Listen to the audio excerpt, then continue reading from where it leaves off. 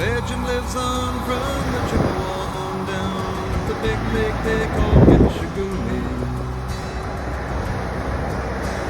The lake, it is said, never gives up her dead when the skies of November turn gloomy. With a load of iron ore, 26,000 tons more than the Edmund Fitzgerald weighed empty.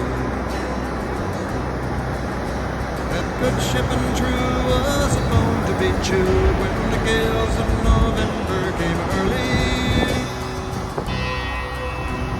Ship was the pride of the American side, coming back from Sunville in Wisconsin. As the big freighters go, it was bigger than most, with a crew and good captain.